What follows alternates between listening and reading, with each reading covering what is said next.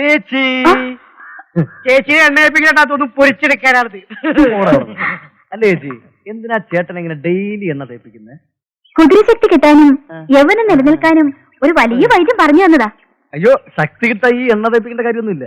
നല്ല ബെസ്റ്റ് മരുന്ന് ഈ ഡോക്ടർ പറഞ്ഞു. ആണോ? പിന്നെ ഈ ഡോക്ടർ അറിയപ്പെടുന്നതിന്റെ ശക്തി ഡോക്ടർ എന്നല്ലേ? അതെ അതെ, അതായത് ഞാൻ ഹലോപ്പതി ആണെങ്കിലും എന്റെ അപ്പനപ്പൂപ്പന്മാർ ആയുർവേദമാ. ഞാനൊരു മരുന്ന് പറഞ്ഞുതരാം. കുതിരശക്തി കിട്ടുന്ന മരുന്ന് ബെസ്റ്റാ. അതാ വേണ്ടത്. കാറ്റാടി മരത്തിന്റെ പടിഞ്ഞാറേക്കുള്ള വേര്, വരിക്കപ്ലാവിന്റെ തെക്ക് ശിഖരത്തിൽ ഇത്തിൽ കണ്ണി, തങ്കഭസ്മം, ബദാം പരിപ്പ്, കാന്താരി മുളക്, പച്ചമുളക്, മൈസൂർ മുളക് ഇവയെല്ലാം ചേർത്ത് അരച്ച് തേച്ചു കൊടുക്കുക. തെലുങ്ക് ദേശത്ത് ഒരു ചേച്ചി ഒരു ചേട്ടന് തേച്ചു കൊടുത്തിട്ടേ പിന്നെ തേക്കേണ്ടി വന്നിട്ടില്ല. അതാ ഒരു പ്രാവശ്യം തെച്ചാൽ മതി, പിന്നെ തേക്കേണ്ട കാര്യമില്ല.